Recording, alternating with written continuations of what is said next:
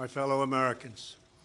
A short time ago, I ordered the United States Armed Forces to launch precision strikes on targets associated with the chemical weapons capabilities of Syrian dictator Bashar al-Assad. A combined operation with the armed forces of France and the United Kingdom is now underway. We thank them both. Tonight, I want to speak with you about why we have taken this action. 1 year ago, Assad launched a savage chemical weapons attack against his own innocent people. The United States responded with 58 missile strikes that destroyed 20% of the Syrian Air Force. Last Saturday, the Assad regime again deployed chemical weapons to slaughter innocent civilians, this time in the town of Douma, near the Syrian capital of Damascus. This massacre was a significant escalation in a pattern of chemical weapons use by that very terrible regime. The evil and the despicable attack left mothers and fathers, infants and children thrashing in pain and gasping for air. These are not the actions of a man. They are crimes of a monster instead. Following the horrors of World War I a century ago, civilized nations joined together to ban chemical warfare. Chemical weapons are uniquely dangerous, not only because they inflict gruesome suffering, but because even small amounts can unleash widespread devastation. The purpose of our actions tonight is to establish a strong deterrent against the production, spread, and use of chemical weapons. Establishing this deterrent is a vital national security interest of the United States. The combined American, British, and French response to these atrocities will integrate all instruments of our national power, military, economic, and diplomatic.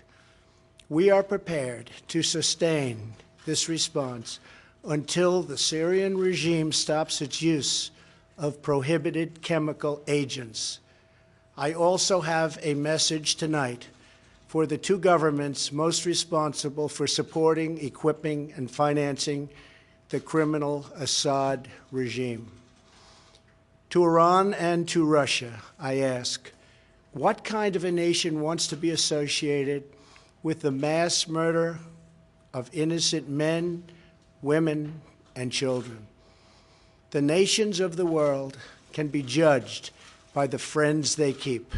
No nation can succeed in the long run by promoting rogue states, brutal tyrants, and murderous dictators. In 2013, President Putin and his government promised the world that they would guarantee the elimination of Syria's chemical weapons. Assad's recent attack and today's response are the direct result of Russia's failure to keep that promise. Russia must decide if it will continue down this dark path or if it will join with civilized nations as a force for stability and peace. Hopefully, someday we'll get along with Russia and maybe even Iran, but maybe not. I will say this: the United States has a lot to offer. With the greatest and most powerful economy in the history of the world.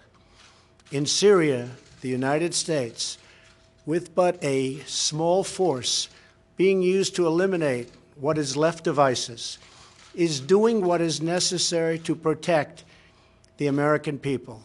Over the last year, nearly 100% of the territory once controlled by the so-called ISIS Caliphate in Syria and Iraq has been liberated and eliminated.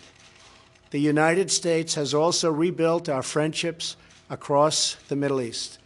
we have asked our partners to take greater responsibility for securing their home region, including contributing large amounts of money for the resources, equipment, and all of the anti-ISIS effort. Increased engagement from our friends, including Saudi Arabia, the United Arab Emirates, Qatar, Egypt, and others, can ensure that Iran does not profit from the eradication of ISIS. America does not seek an indefinite presence in Syria under no circumstances. As other nations step up their contributions, we look forward to the day when we can bring our warriors home, and great warriors they are. Looking around our very troubled world, Americans have no illusions. We cannot purge the world of evil or act everywhere there is tyranny. No amount of American blood or treasure can produce lasting peace and security in the Middle East. It's a troubled place. We will try to make it better, but it is a troubled place. The United States will be a partner and a friend, but the fate of the region lies in the hands of its own people.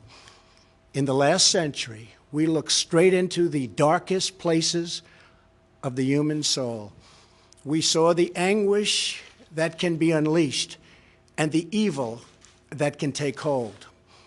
By the end of World War I, more than 1 million people had been killed or injured by chemical weapons.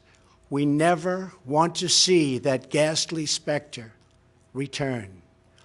So today, the nations of Britain, France, and the United States of America have marshaled their righteous power against barbarism and brutality. Tonight, I ask all Americans to say a prayer for our noble warriors and our allies as they carry out their missions. We pray that God will bring comfort to those suffering in Syria. We pray that God will guide the whole region toward a future of dignity and of peace. And we pray that God will continue to watch over and bless the United States of America. Thank you and good night. Thank you.